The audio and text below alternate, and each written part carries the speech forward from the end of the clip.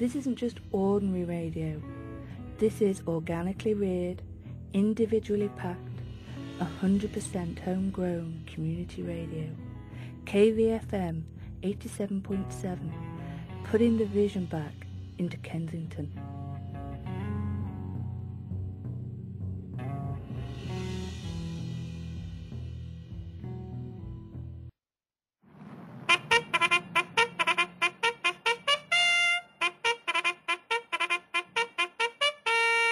Kensington Vision, empowering community through new media on 87.7 FM. We're a completely grassroots originated organisation, and so in a sense, you know, we approached this idea with a totally open concept, a totally open agenda.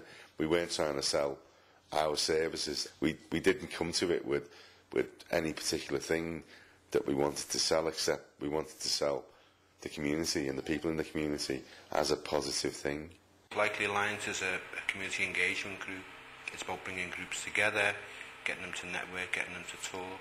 The whole basis of community engagement is to bring really communities together, to create that networking hub, and also that voice, a reflective voice. One of the sort of strap lines we had on the sticker was community speaking, and it was like, you know, I think that those two words summed it all up. It was the community speaking.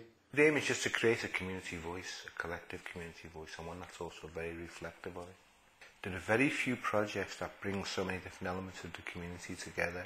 Likely Lines through Carl Spear gets people to sort of analyse what they want to present on it. So it's not just a PR campaign for, you know, one particular thing. When I first heard about the project, I thought it was a great idea. I've heard about similar projects in other areas, other parts of Liverpool, and it just seems a great way to get the community together, to teach people new skills, to give them a voice and a chance to promote what they're doing, what they're involved in. It's a really good boost for the community. I think it will promote Kensington and just add a lot to the area for that time that it's on the air, and before that, because we're all learning something new. Community 7 also worked with a couple of people to put some funding in place, because I wanted to support the project. So we got some funding from Riverside Housing for the project, and I wanted to do that because I wanted to see it happen. And what came to me halfway through this radio project was, it was a bit like joining a dot-to-dot puzzle. All the community dots were already out there. The radio station didn't create any of these dots at all, but the radio station allowed those dots to be joined up in lots of different ways. Because we're doing a project at the moment working with a sound artist, we thought it would be really appropriate to do a radio programme alongside it. Coming to the event today, nobody really seems to know what the bridal is and what it does. So yeah, kind of profile raising locally, I think. It's pretty exciting, you know, it's kind of like a little bit of fun as well. So it gives a chance for us to promote ourselves in the local community a little bit more, and help promote the young people who we work with and represent also. So it's just a really good positive thing, I think. We thought it was a really good opportunity to let people know exactly what we do here, and, you know, what the whole service is about, because most people only see like a small percentage of what we do. We're representing the MS Writers Group based here in Kensington, but on the first show we're going to be speaking to some famous local people who were involved in setting up the group. And the appeal from our point of view, from the Learning Centre's point of view, is that anything that raised the profile of the centre and was getting messages out to the community that there's, you know, about the activities that were going on here and how they could engage in the activities that we run from here, you know, had to be beneficial to us, you know. I think it's a real opportunity. You know, when do you ever get to do something like this? We do a really ordinary office job, so when do you ever get an opportunity to do something as exciting as present a radio show? I think it's a good opportunity to try and promote some of the guys and the girls' poetry and creative writing experiences they've got. A bit nervous, a little daunting, however very willing, very interested in coming along, and hope to be groomed to be able to do it properly. Once we heard that it was a radio project and that we could actually do our own radio work, I think that's what made it great, because we're not interested in anybody telling us what to say. We don't mind anybody showing us the mechanics, the techniques of the equipment, but we're not here for anybody to say, this is what I want you to say.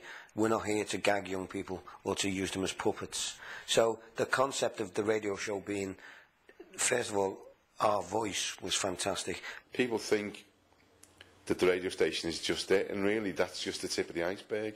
You've got a whole 10 weeks worth of training before that, where people are given sort of technical training, people are given training on how to plan and organise their programmes, how to research the things, how to put questions together, how to make the thing, you know, palatable to an audience, really.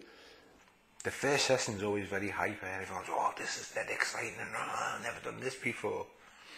And for a great number of people, they haven't. And what happens is that within that first session, through a number of different processes, we draw out what they would like to do their work on, their show, on their content on.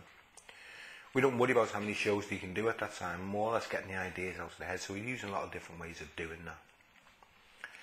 And then from week 2, realistically speaking, everything is individually tailored. Although we were shown a method of mapping out a show, the actual content of the show, it was very much left to ourselves to decide what we wanted to put into the show.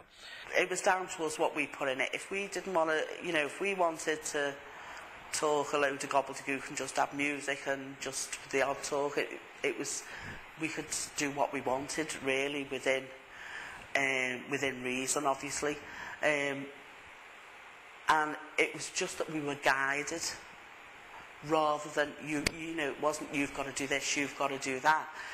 It was just, apart from, you know, manning the controls, obviously that's got to be done in a certain way, but as far as delivering what we delivered, it was more of a guidance rather than you have to do this.